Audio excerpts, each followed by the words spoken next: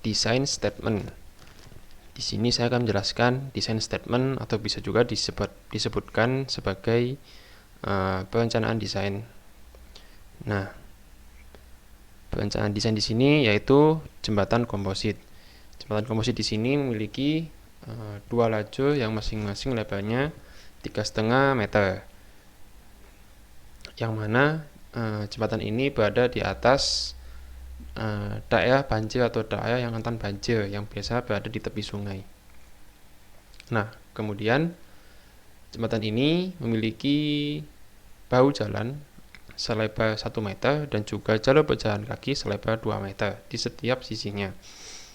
Kecepatan maksimum yang ada pada jembatan ini yaitu 50 km per jam, tetapi untuk kecepatan rencana yang digunakan yaitu 60 km per jam. Jarak besi jembatan yang mana dari bagian bawah jembatan ke permukaan jalan yang ada di bawahnya yaitu 6,5 meter, sehingga beban impact kendaraan yang ada di bawahnya tidak perlu diperhatikan. Jembatan ini didesain mengacu pada standar yaitu New Zealand Transport Agency tahun 2012 tentang Bridge Manual, kemudian Australian Standard atau Standar Australia tahun 2004, dan New Zealand Standard atau Standar New Zealand tahun 2006. Densitas bajanya yaitu 78,5 kN per meter kubik, dan densitas dari plat betonnya yaitu 25 kN per meter kubik. Untuk tebal nominal dari lapis permukaannya yaitu 130 mm dan densitasnya yaitu 23 kN per meter kubik. Berat sendiri dari baja atau besi dari pagar pembatas untuk jalur berjalan kaki yaitu 2 kN per meter. Untuk beban konstruksinya pada saat pengecoran yaitu 0,75 kN per meter persegi, dan berat dari backcastingnya diasumsikan sebesar 0,5 kN per meter persegi. Untuk berat pecahan kakinya sendiri yaitu 5 kPa atau 5 kPa, dan koefisien kenaikan suhunya yaitu 11,7 kali 10⁻⁶ meter per derajat Celcius, dan nilai karakteristik penyusutannya yaitu 0,0002. Nah, structural arrangement, atau bisa juga disebut sebagai perencanaan struktural. Nah, di sini terlihat ada dua buah gambar potongan, yaitu potongan melintang dan potongan memanjang. Nah, di potongan melintang ini terlihat bahwa jembatan komposit ini memiliki lebar badan jalan yaitu 9 meter, yang mana di dalamnya terdiri atas dua lajur yang masing-masing selebar 3,5 meter dan dua buah bahu jalan selebar 1 meter, dan di sampingnya ada pagar pembatas untuk pecahan kaki dengan bahu jalan yang lebarnya 65 cm. Kemudian di sampingnya ada jalur pecahan kaki yang selebar 2 meter. Kemudian untuk pada gambar memanjangnya itu terlihat ada 3 buah pilar utama. Nah, 3 buah pilar utama ini memiliki jarak masing-masing yaitu 28 meter. Kemudian jarak bersih antara bagian bawah jembatan, bagian bawah girder ini dengan bagian atas lapis permukaannya. Maksud saya adalah lapis permukaan jalan di bawahnya yaitu 6,5 meter. Nah, kemudian diasumsikan bahwa tebal plat beton ini yaitu 250 mm atau 25 cm, dan lebar dari plat cantilevernya atau deck cantilevernya yaitu 1,6 meter. Kemudian kita lanjut ke desain basis atau basis dasar. Desain basis atau dasar dari desain jembatan komposit ini. Nah, di sini tertera bahwa jembatan ini didesain mengacu pada peraturan jembatan, ada standar Australia dan juga standar New Zealand. Kemudian keadaan batas fatik ini sesuai dengan referensi tahanan sesuai dengan batasan tegangan yang mengacu pada pembebanan yang disebutkan oleh Clifton pada tahun 2007. Kemudian lebar dari letaknya pada plat beton itu sesuai dengan beban service atau beban layan yang diatur pada standar New Zealand nomor 3101. Kemudian kita lanjut ke kombinasi pembebanannya. Nah, faktor dan kombinasi pembebanannya ini diberikan atau dicantumkan pada peraturan jembatan tabel 3.1 dan tabel 3.2. Nah, tabel 3.1 ini untuk SLS atau beban layan. Nah, tabel 3.2 ini untuk beban ultimate atau ULS.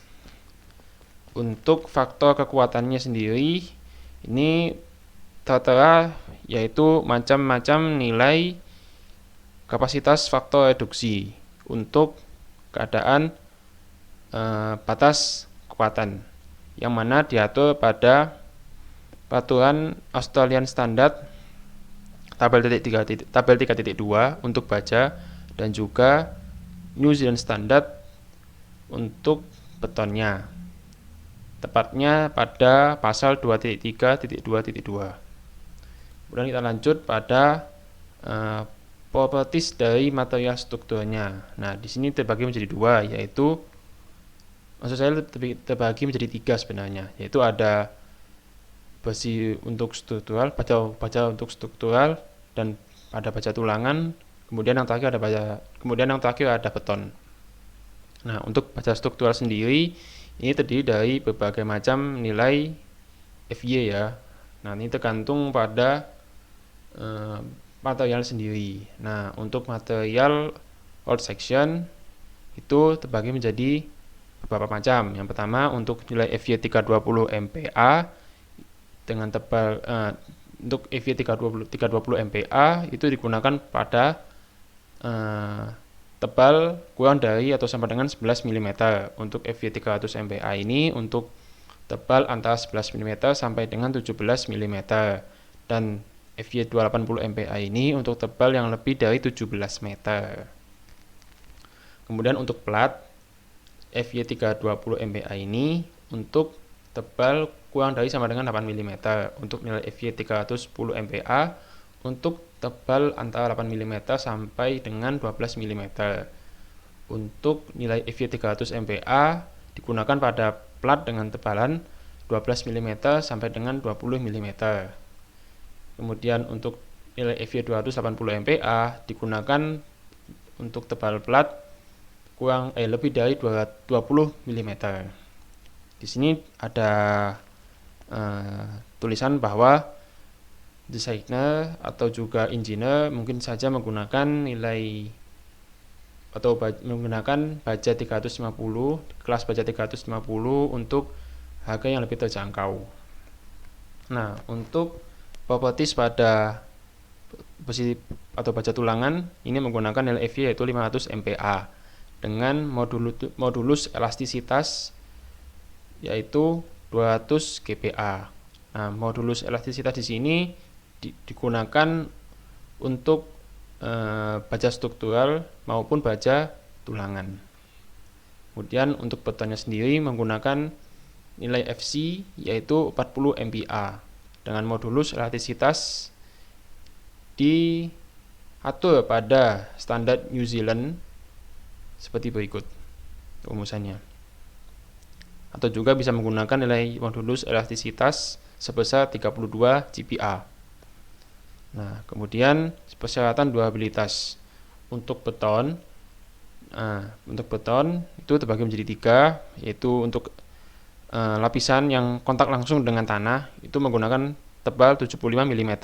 Untuk lapisan yang memiliki membran tahan lembab antara tanah dan beton itu memiliki tebal 50 mm.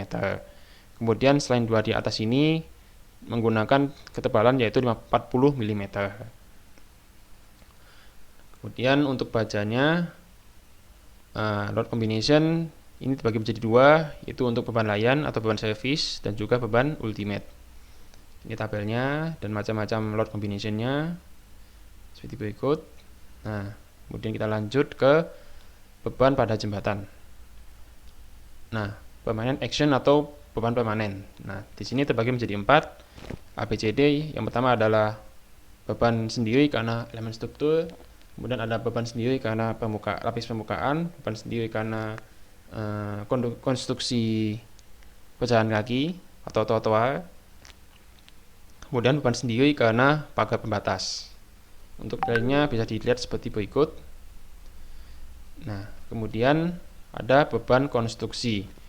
Nah, di sini terbagi menjadi beberapa macam. Yang pertama ada construction load atau beban konstruksi. Ini pada saat pengecoran nilainya yaitu 0,75 kN per meter persegi. Untuk beban backcastingnya yaitu 0,5 kN per meter persegi. Untuk beton cair itu di sini tertulis bahwa nilainya itu lebih besar 1 kN per meter kubik dibandingkan beton yang sudah mengeras. Nah, untuk ketebalan platnya itu yaitu 250 mm atau 25 cm dengan nilai beratnya yaitu 0,25 kN per meter persegi. Sehingga kalau di total beban konstruksi ini nilainya 1,5 kPa. Nah, untuk beban lalu lintasnya tadi dari 3 macam. Yang pertama yaitu beban jalan lalu lintas, kemudian beban pejalan kaki atau trotoar, kemudian ada juga beban fatigue. Yang pertama ada lalu lintas jalan, terus ada beban pejalan kaki dan fatigue. Kemudian kita lanjut ke beban suhu. Nah, beban suhu di sini terbagi menjadi dua, yaitu beban suhu secara menyeluruh dan perubahan suhu karena secara diferensial. Perubahan suhu secara menyeluruh dan perubahan suhu secara diferensial. Kalau perubahan suhu secara menyeluruh ini terdapat nilai koefisien, yaitu koefisien namanya koefisien perubahan kenaikan suhu. Itu sebesar 11,7 kali 10⁻⁶ meter per derajat Celcius. Nah, kalau perubahan suhu secara diferensial itu terbagi menjadi dua macam atau dua mode. Yang pertama yaitu perubahan suhu secara diferensial positif dan perubahan suhu secara diferensial negatif. Kalau yang positif ini pada saat kondisi bagian atas jembatan itu lebih panas atau suhunya lebih tinggi dibandingkan suhu rata-rata struktur jembatan secara keseluruhan. Kalau yang negatif ini pada kondisi kalau bagian atas jembatan ini, permukaan bagian atas ini lebih dingin atau suhunya lebih rendah dibandingkan dengan suhu rata-rata struktur jembatan keseluruhan. Nah, kemudian kita lanjut ke beban gempa. Nah, peraturan gempa ini digunakan untuk menentukan gaya horizontal yang ditimbulkan oleh beban gempa. Nah, yang terjadi pada jembatan struktur, yang mana gaya horizontal ini ditransfer pada bagian support atau bagian penopang yaitu piers dan abutment. Nah, ini didesain untuk tahan terhadap gaya horizontal. Meskipun begitu, gaya atau beban seismik ini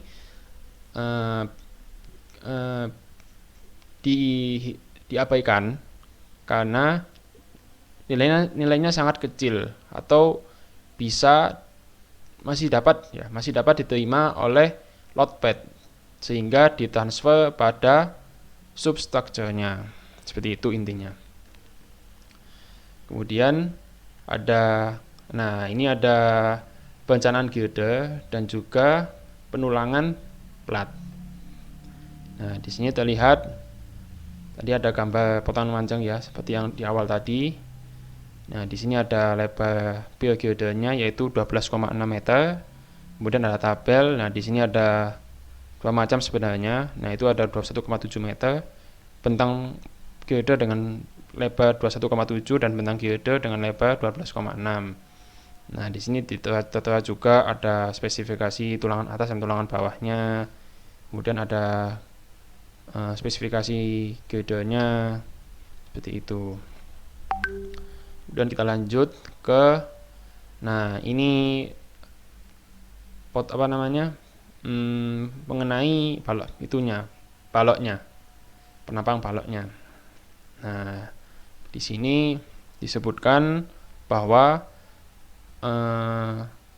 karakteristik penampang itu diwajibkan untuk analisis secara menyeluruh.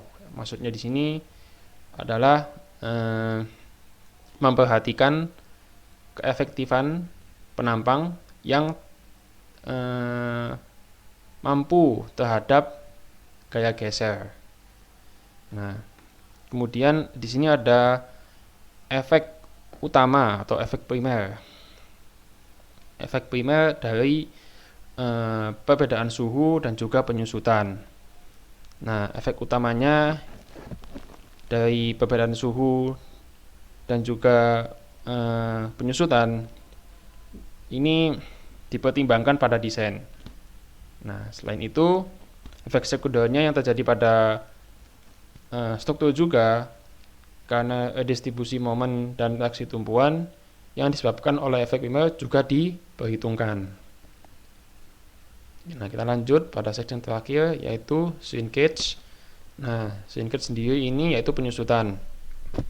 Nah, penyusutan ini dihitung untuk situasi jangka panjang karena selalu menyusut kan setiap tahunnya atau setiap harinya karena efek lingkungan bisa jadi kan. Nah, apabila efek total dari penyusutan ini adalah tidak berbahaya, maka diabaikan seperti itu. Kemudian nilai karakteristik penyusutan itu besarnya yaitu 0,0002 dan rasio modular jangka panjang juga digunakan.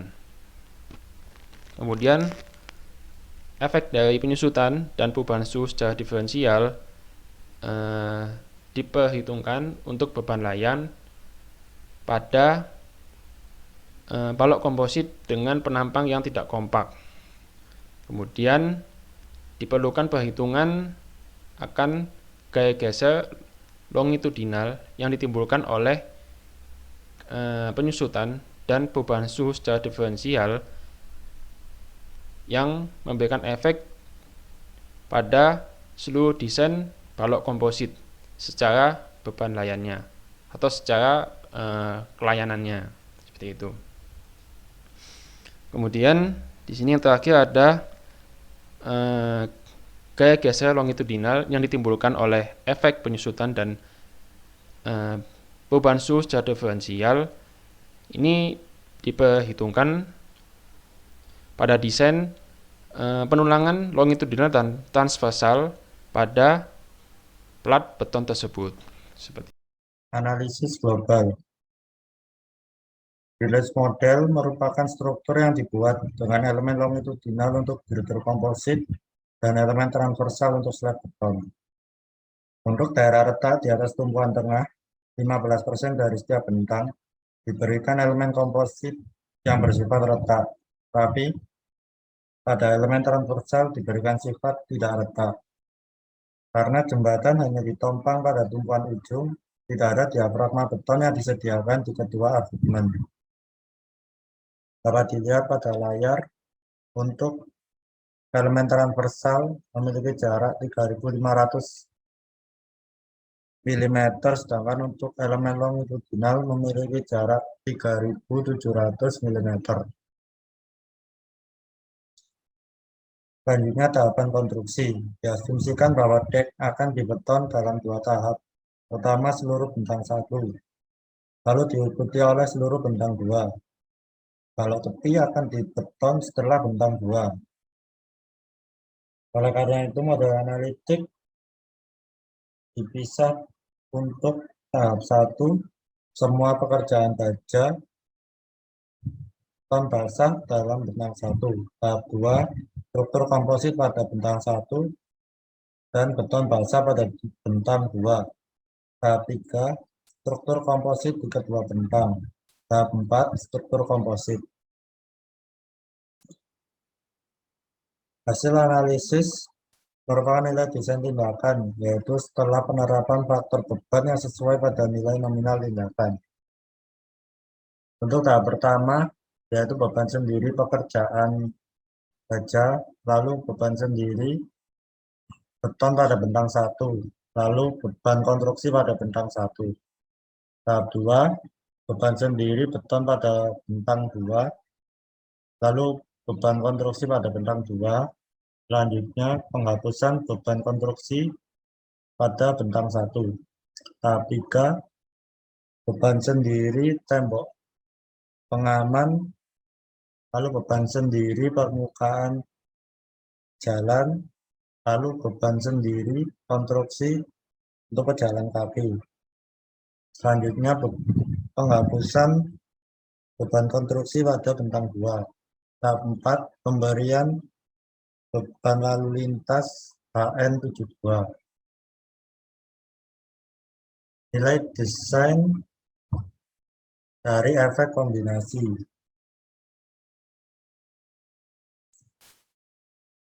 Umumnya, pengaruh beban konstruksi berlaku untuk sifat penampang yang berbeda. Meskipun untuk bentang 1, penampang balok bagian dalam sama pada tahap 2 dan 3. Tabel berikut meringkas gaya dan momen pada setiap tahap dan tegangan akibat efek tersebut.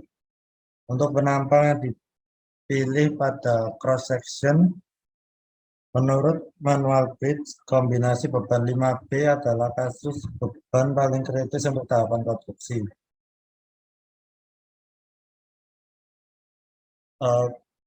Pada tabel yang atas merupakan tabel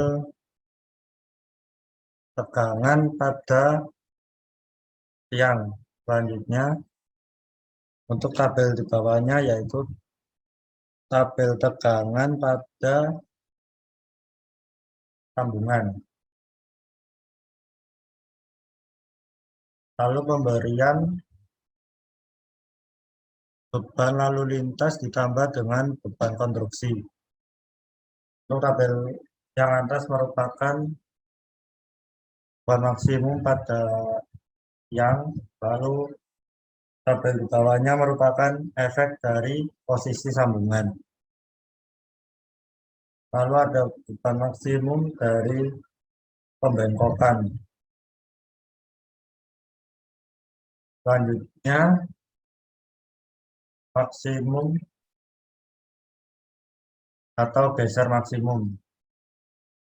Untuk tabel kiri atas merupakan geser maksimum untuk posisi tiang.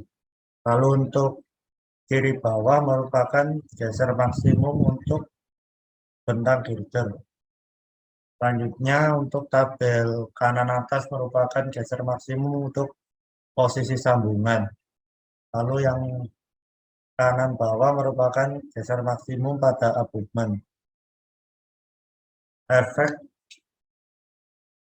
beban lalu lintas ditambah dengan beban konstruksi. Pada layar merupakan tabel efek dari posisi tiang. Selanjutnya, efek dari posisi sambungan.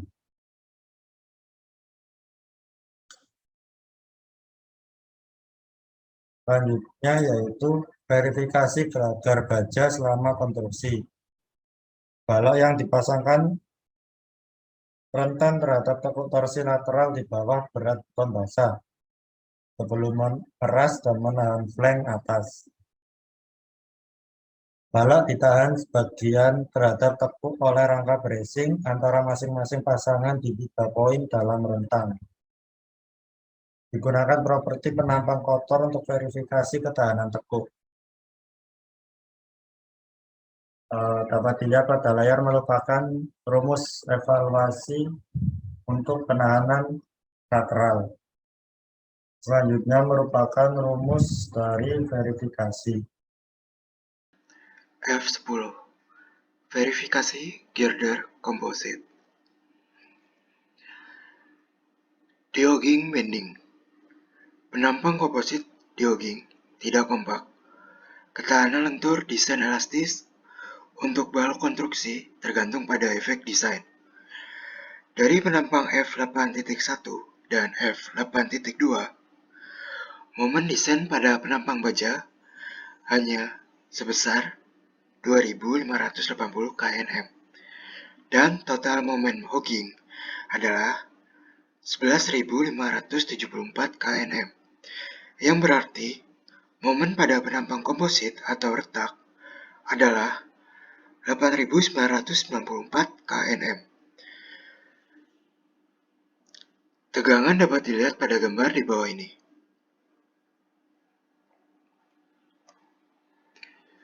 Karena penampang komposit di daerah hogging tidak kompak, untuk verifikasi ketahanan penampang, tegangan tidak boleh melebihi tegangan pembatas. Untuk perhitungan dapat dilihat di bawah ini.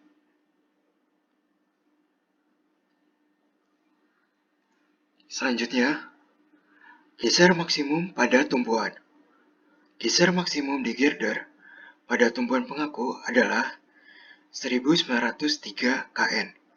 Ketebalan pelat badan tanpa pengaku harus memenuhi persyaratan AS 5100.6 ayat 5.9.1. Tidak ada pengaku longitudinal yang dimaksudkan untuk digunakan. Contoh perhitungan dapat dilihat di sebelah kanan. Selanjutnya, kombinasi momen lentur dan geser. Ketika momen maksimum diasumsikan ditahan oleh seluruh penampang, komponen struktur akan dirancang untuk kombinasi lentur dan geser dan memenuhi persyaratan AS 5100.6 ayat 5.11.3. Geser maksimum dengan momen cos-16. Dapat dilihat perhitungannya seperti berikut.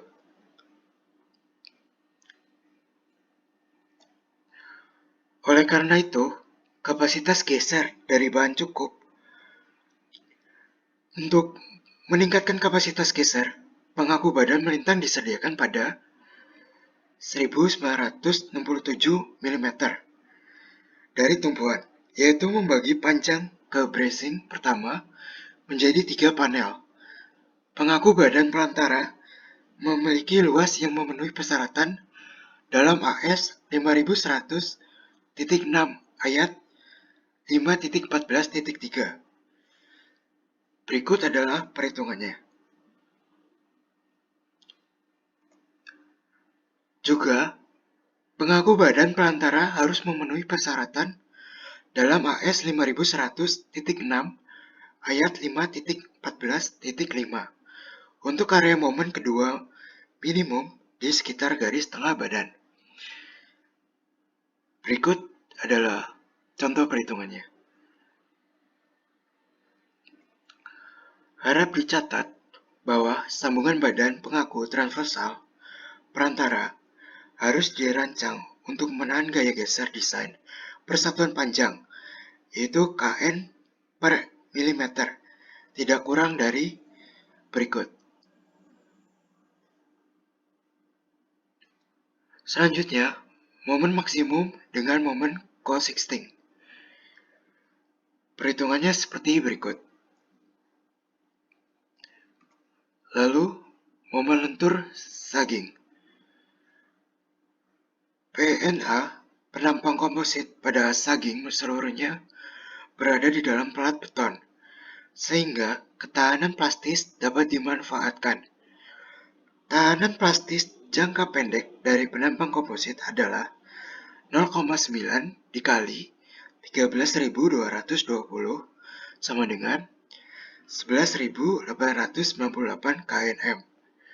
Dan nilai desain total dari efek lentur adalah 7.180 kNm dengan nilai gaya geser yang sangat kecil, sehingga penampang tersebut baik pada pemeriksaan.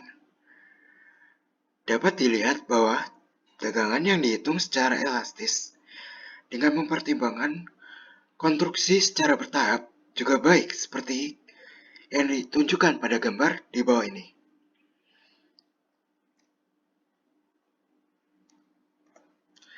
Selanjutnya, verifikasi kontrol retak di SLS. Jarak tulangan minimum. Jarak tulangan yang melintasi potensial retak dan terletak di sebelah muka tarik harus lebih kecil dari nilai yang diberikan dalam NZS 3101 ayat 2.4.4.4. Berikut contoh perhitungannya. Selanjutnya, kontrol retak. Berikut adalah perhitungannya, seperti berikut. Berikutnya, F11, longitudinal shear, atau sambungan longitudinal. Ketahanan terhadap geser longitudinal diverifikasi untuk kelas badan atau sayap, sambungan geser dan tulangan transversal di tiang, di sambungan, dan di tengah bentang. Dapat dilihat di tabel ada dua nilai, yaitu ULS dan SLS, yang dikelompokkan menjadi sambungan pada baja, pada penampang baja, lalu sambungan pada penampang komposit jangka panjang, dan sambungan komposit pada jangka pendek. Tabelnya seperti berikut. Lalu, section properties. Untuk menentukan aliran geser parameter AT, YC atau LT diperlukan untuk setiap bagian dan tahap. Untuk penampang komposit, sifat penampang komposit tanpa perkuatan yang tidak retak dapat digunakan untuk menentukan aliran geser. Berikut adalah tabel untuk parameter AT, YC atau LT. Selanjutnya, aliran geser di ULS. Kekuatan pada dan atau persimpangan atas sayap. Tabelnya seperti berikut. Lalu yang kedua, kekuatan pada sayap atau persimpangan pelat. Tabelnya dapat dilihat seperti berikut. Selanjutnya, aliran geser di SLS. Untuk kekuatan sayap atau persimpangan pelat, seperti berikut. Aliran geser di SLS diperlukan untuk verifikasi sambungan geser. Selanjutnya, las badan atau sayap. Resistensi las desain diberikan dalam tabel 9.8.9.9.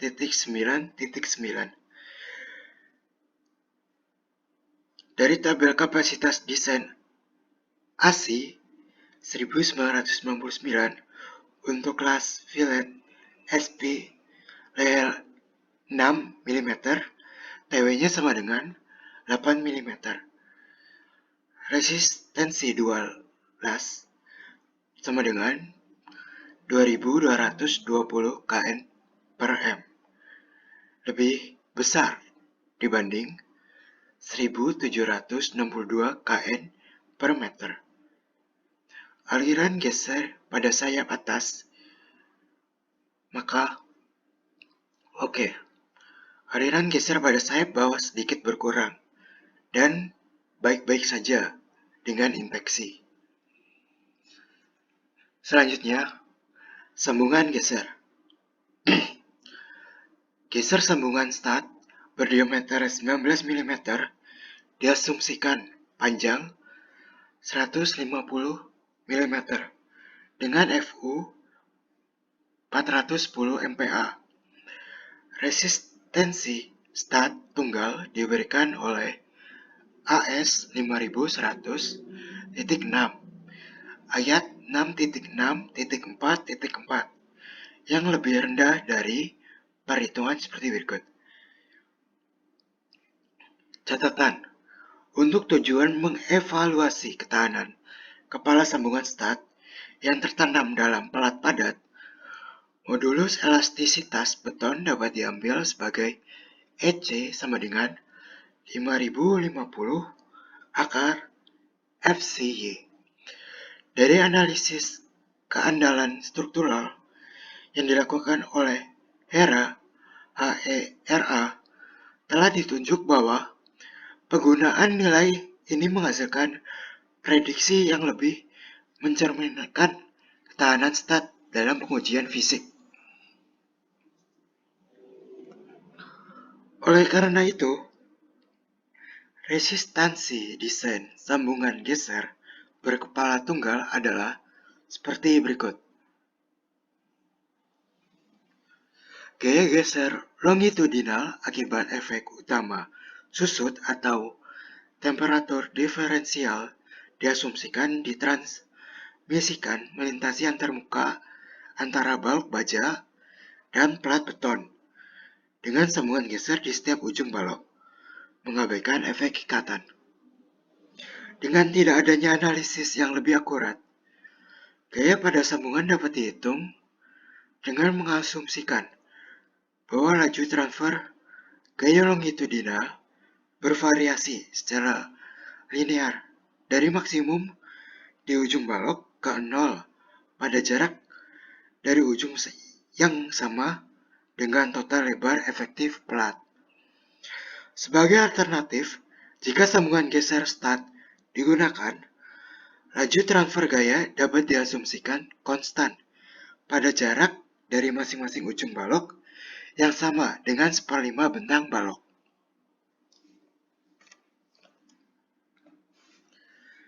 Dalam contoh ini, diasumsikan bahwa aliran geser longitudinal konstan sepanjang bentang balok.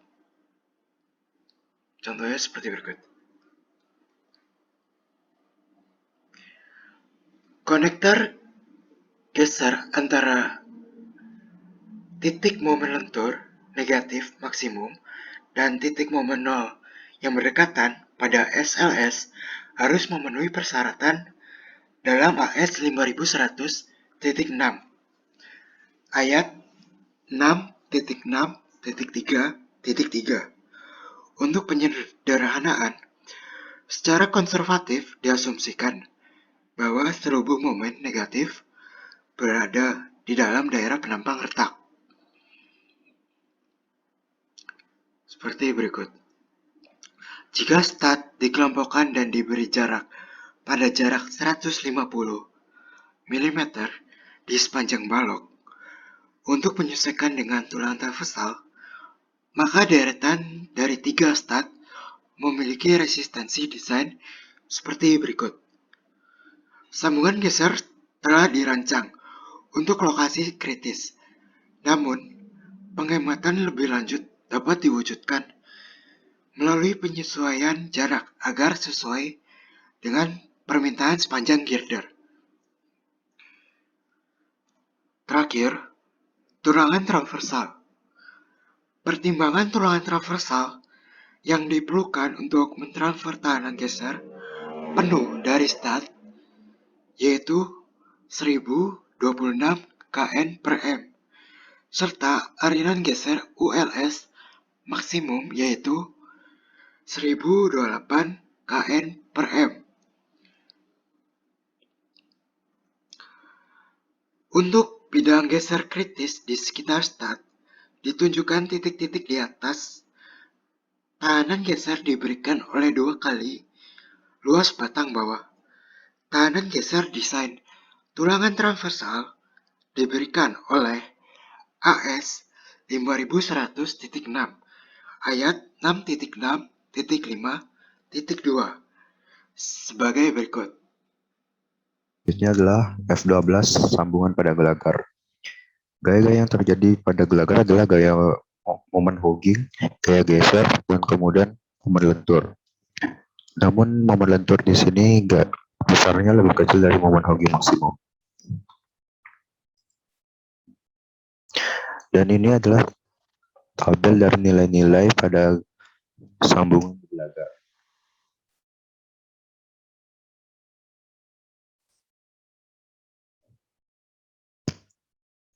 Nah, sebelumnya perlu dicatat bahwa tegangan tekan pada sayap atas lebih tinggi pada tahap konstruksi 1 di bawah beban beton basah pada bentang 1. Pada tahap ini, sambungan harus memberikan kontinuitas kekakuan tanpa slip, dan karena balok pada tahap itu ramping, jadi harus memperkuat gaya desain untuk memastikan kontinuitas resistensi yang memadai. Nah, di sini kita lihat bahwa di top flange kayaknya lebih besar daripada di bottom flange dan di bottom flange. Selanjutnya adalah slip resistensi slip pada baut. Gunakan baut tarik gesekan M24 grade 8,8 dalam geser ganda pada lubang jarak beban normal. Nah, ini adalah rumusnya. Sudah dapatkan resistansi slipnya adalah 103 kN. Selanjutnya ada resistansi geser pada baut. Ketahanan geser baut pada ULS. Diasumsikan geser melalui ulir. Didapatkan resistansi gesernya adalah 266 kN. Dan selanjutnya adalah jarak, spasi, jarak antar baut, dan jarak tepi. Jarak ujung dan tepi adalah 1,75 df sama dengan 42 mm. Catatan jarak 70 mm digunakan untuk mencerminkan garis pengukur standar industri Selandia Baru. Nah, selanjutnya adalah konfigurasi sambungan. Nah, di sini kita lihat di web, dia menggunakan 24 baut yang masing-masing jarak antar bautnya adalah 75 mm. Sedangkan di top flange menggunakan ada 10 baut, 20 baut yang masing-masing jaraknya adalah 70 mm juga. Dan di bottom flange menggunakan 24 baut juga yang masing-masing jaraknya 70 mm juga.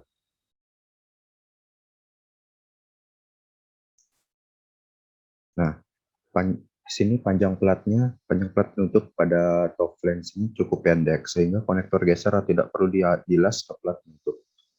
Jarak longitudinal maksimum yang diizinkan adalah 600 mm. Kapasitas tarik plat penutup juga perlu diperiksa.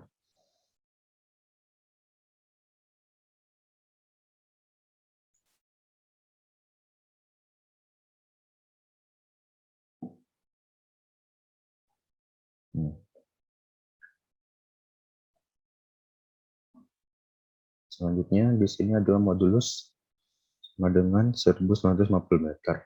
Momen akibat geser sama dengan gaya geser dikali ekstensivitas grup dari garis tengah sambungan. Maka gaya pada baut luar pada ULS dan SLS adalah seperti pada tabel F41.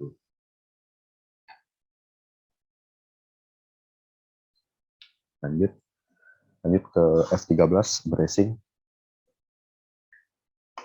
Konfigurasi intermediate pada sistem bracing antara pasangan girder ditunjukkan pada gambar ini.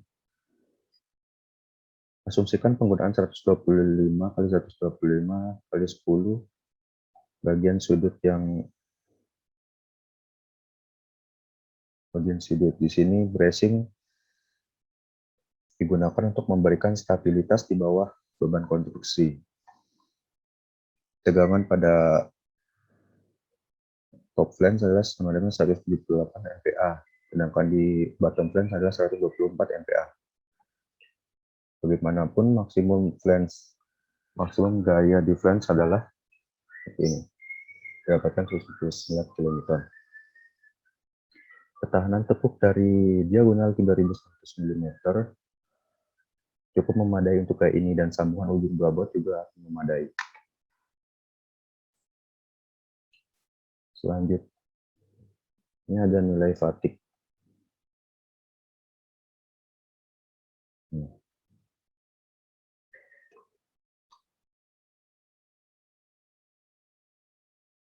Nilai fatigue, faktor-faktor yang harus dipertimbangkan pada nilai fatigue ini adalah jumlah kendaraan berat saat ini per lajur per hari. Terus ada faktor rute dan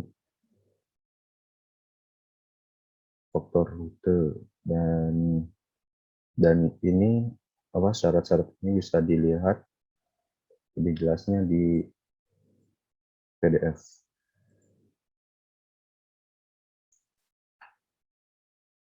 Selanjutnya, batas efek akibat lewatnya kendaraan yang mengalami kelelahan, yang mengalami fatigue. Dengan pemeriksaan jelas bahwa pembebanan kelelahan M1600 lebih kritis. Oleh karena itu, pembebanan kelelahan adalah 0,7 kali M1600 tanpa UDL dikali 1 plus alfa.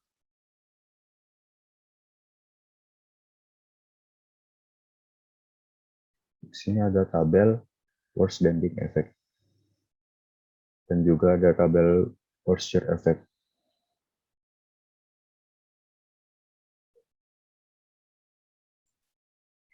Selanjutnya ada nilai detail dari struktur baja.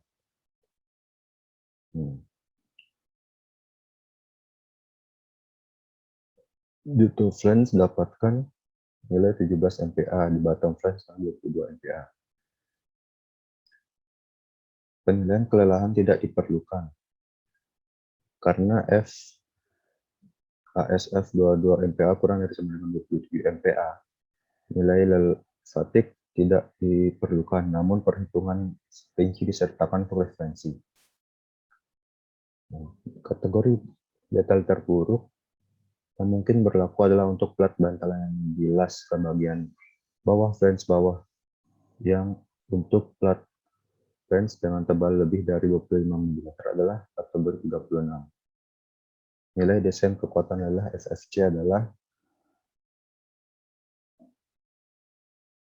seperti ini.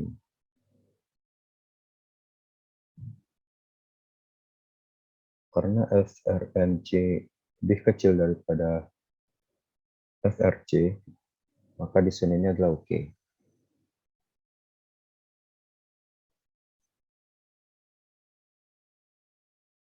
Selanjutnya ada desain batas tegangan desain pada posisi sambungan. Didapatkan nilai FRNC 117,6 MPa. Lalu pada rencana kita dapatkan 170 MPa. Maka ini karena gaya geser pada posisi sambungan lebih rendah dari gaya yang dihitung di atas, jelas bahwa kelelahan tidak menjadi masalah pada posisi ini. Dan kemudian ada batas tegangan pada midspan. Didapatkan nilai 60 MPa dan perhitungan kita adalah 63 MPa. Karena gaya geser di tengah bentang lebih rendah dari yang dihitung di atas, jelas bahwa nilai fatigue tidak menjadi masalah dalam posisi ini juga.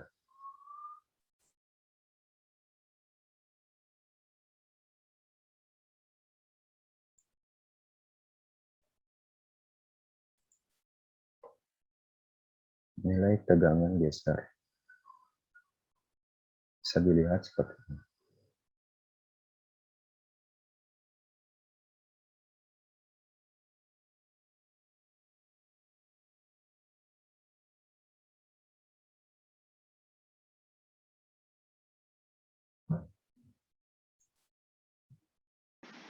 Jembatan girder bentang tunggal. Jembatan tipe ini memiliki dua jalur lalu lintas, di mana masing-masing jalur memiliki lebar 3,5 meter. Di sisi sampingnya terdapat bahu jalan selebar 1 meter. Di sisi sampingnya lagi terdapat ruang untuk pejalan kaki selebar 2 meter. Untuk ketebalan dari plat jembatan diperkirakan 250 mm, sama dengan ketebalan untuk ruang pejalan kaki yang memiliki tebal 250 mm. Memiliki 4 girder yang berfungsi untuk menopang plat jembatan. Dan terdapat plat cantilever selebar 1,6 meter. Untuk composite girdernya, diperkirakan memiliki bentang 33 meter dengan pilar di bagian ujungnya. Perencanaan jembatan. Untuk nilai FY dari struktur steelnya tergantung pada produk materialnya. Untuk mutu betonnya, FC aksen sama dengan 40 MPa. Untuk steel reinforcement-nya, FY sama dengan 500 MPa. Nilai modulus elastisitas bajanya sama dengan 200 GPa. EC-nya sama dengan 32 GPa. Nilai EC ini digunakan untuk perencanaan jangka pendek dengan nilai rasio modularnya N sama dengan 200/32, di mana 32 ini nilai dari EC-nya. Untuk efek jangka panjang, perhitungan nilai rasio modularnya dihitung dengan rumus sebagai berikut, dengan nilai PCC sama dengan 2. Untuk minimum cover to reinforcement-nya, permukaan yang berkontak langsung dengan tanah minimumnya 75 mm dan permukaan with a damp-proof membrane nilainya 50 mm dan 40 mm. Beban yang terjadi di jembatan. Yang pertama adalah beban permanen, yaitu ada beban dari elemen strukturnya. Yang kedua, beban dari lapisan permukaan. Ketebalan dari lapisan permukaan ini 130 mm dengan density 23 kN per meter kubik. Untuk beratnya minimum 1,5 kPa untuk lapisan permukaan plus 0,25 saat beban layan. Untuk beban dari konstruksi pejalan kaki yang memiliki ketebalan sama dengan slab betonnya, yaitu 250 mm dengan density 25 kN per meter kubik. Untuk berat dari dinding pembatasnya, yaitu 2 kN per meter. Beban saat konstruksi yang pertama adalah uniform construction load-nya 0,75 kN per meter persegi. Untuk berat dari bekistingnya 0,5 kN per meter persegi, density wet concrete-nya 1 kN per meter kubik, dan berat dari slab betonnya 0,25 kN per meter kubik. Jika ditotal sama dengan 1,5 kPa. Untuk beban traffic-nya yaitu ada road traffic, ada beban pejalan kaki yaitu 5 kPa dan fatigue load. Yang keempat, thermal action, yaitu overall temperature change dan differential temperature change. Yang kelima adalah seismic action, beban seismik. Untuk girder make-up and slab reinforcement-nya, composite girder yang memiliki bentang 33 meter memiliki dimensi penampangnya sebagai berikut. Top flank-nya 600 x 25, web-nya 20, bottom flank-nya 800 x 50, top rebar-nya memiliki diameter 16 dengan jarak 150, bottom rebar-nya diameter 16, jarak 150. Contoh dari bracing untuk composite girder bentang 33 sebagai berikut dibagi segmen. Di sini saya akan menjelaskan mengenai beam cross section. Pada G6.1, properti bagian gelagar utama internal. Nah, di sini terdapat gambar lebar efektif balau utama. Nah, untuk menentukan tegangan dan tahanan pada penampang ini diperlukan lebar efektif plat yang memungkinkan terjadinya jeda geser. Berikut merupakan rumus rentang ekuivalen untuk menentukan lebar efektif, yang mana LC sama dengan 33.000 mm berdasarkan referensi AS 5100.6 dengan pasal 6.1.7. Sedangkan untuk rumus BEFF sama dengan nilai minimum LC per 5 2, S 2,12 TS tutup kurung. Dan untuk menemukan hasil nilai minimum dari penampang ini yaitu diambil dari nilai minimum 33.000 per 5 dengan 3.000 dengan 12 kali 250, yang mana dapatkan hasil 3000 mm. Untuk rumus tersebut berdasarkan referensi AS 5100.6 pasal 4.4.1. Selanjutnya yaitu gambar G6. Gambar ini merupakan gambar zona kompresi kapasitas momen penampang seluruhnya di dalam plat beton. Untuk catatan, selama konstruksi jembatan komposit, balok akan mengubah kelas penampangnya untuk mencegah tekuk lokal sayap atas dan secara signifikan menggeser sumbu netral dan diperlukannya tambahan plat geradak. Selanjutnya yaitu perbedaan suhu dan susutan. Teori elastik antara plat beton dan balok baja digunakan untuk menghitung tekanan longitudinal dan gaya geser akibat perbedaan suhu. Menggunakan perhitungan rasio modular sesuai dengan pembebanan jangka panjang yang berdasarkan AS 5100.6 pasal 4.4.1 dan mengalami efek susut yang dimodifikasi oleh rangka dapat mempengaruhi struktur. Nah, ini selanjutnya karena tidak merugikan pada kasus jembatan sederhana, pengaruh susut pada desain lentur gelagar diabaikan. Tapi ketika mengukur konektor geser, stud, dan tulangan transversal gaya longitudinal,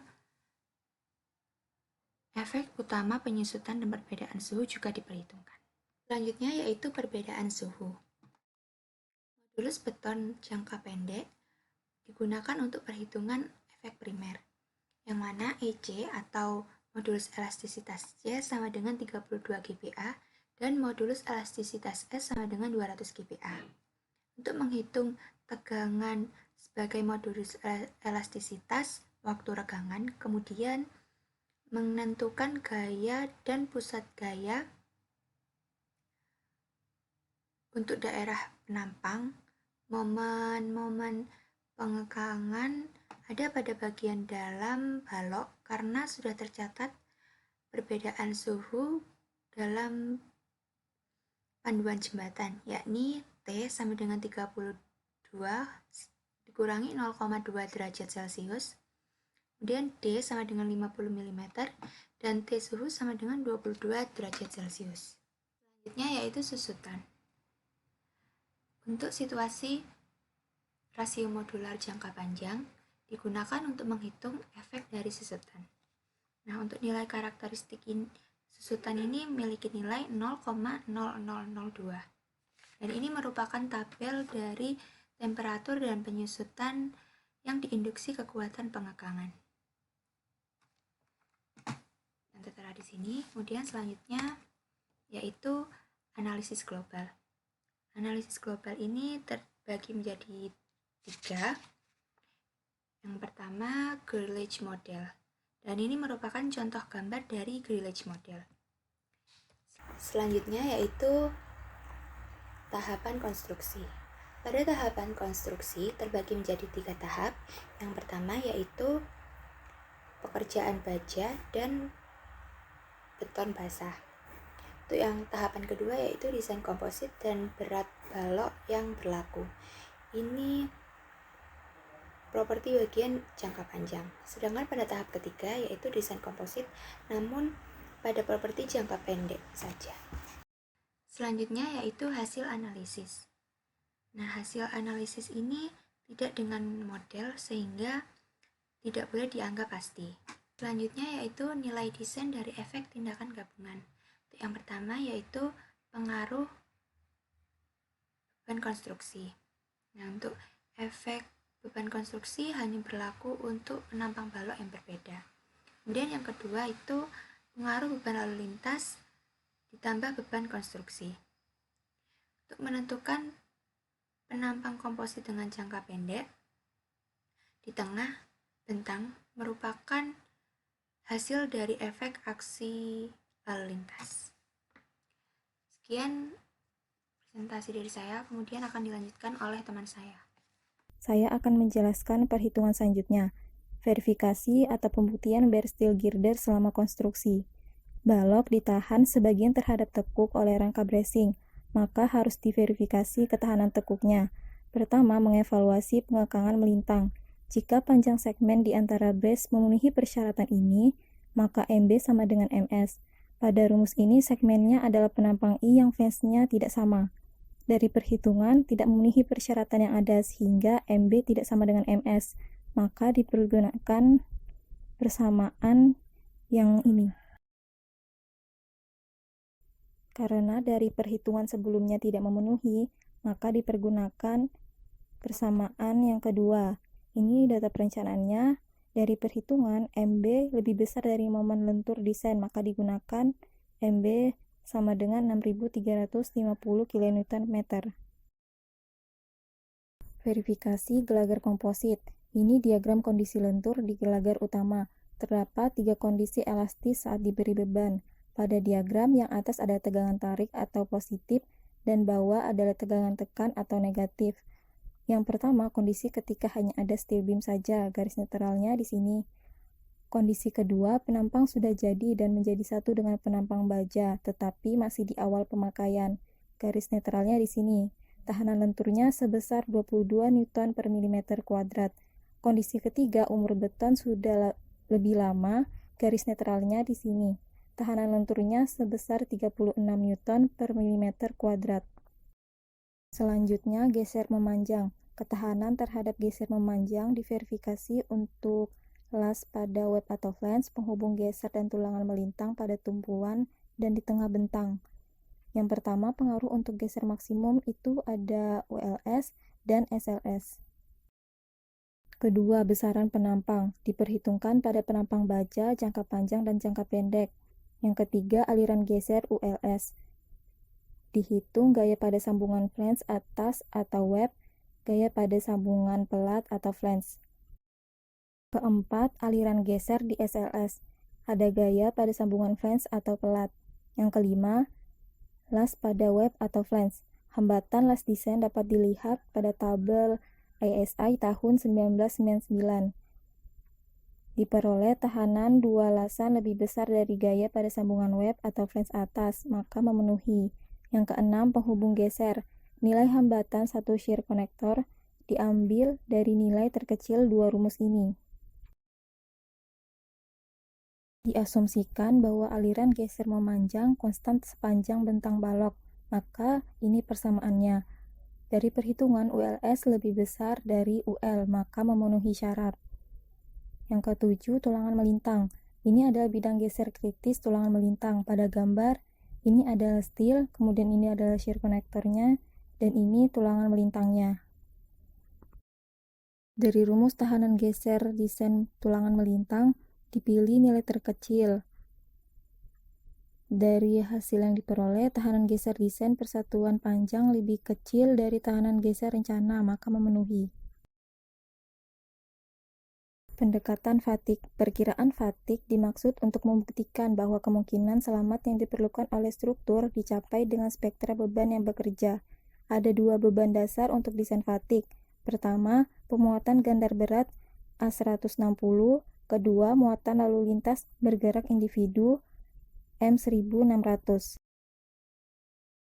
Sehingga batas efek beban fatik akibat lewatnya kendaraan digunakan M1600 karena terlihat bahwa pembebanannya lebih kritis. Ini batasan efek lentur terburuk dan ini batas efek geser terburuk. Ketiga, pendekatan detail baja struktural. Yang A, batas tegangan desain di tengah bentang. Untuk tengah bentang, panjang bentang efektifnya itu 33 meter. N adalah jumlah siklusnya. Diperoleh tegangan batasnya 31 MPa. Batas tegangan di flange bawah adalah 31 MPa lebih besar dari 27 MPa, maka pendekatan fatik memenuhi persyaratan. Untuk flange atas, batas tegangannya dapat diabaikan. Kemudian nilai desain kekuatan fatik lebih besar dari tegangan batas, maka memenuhi.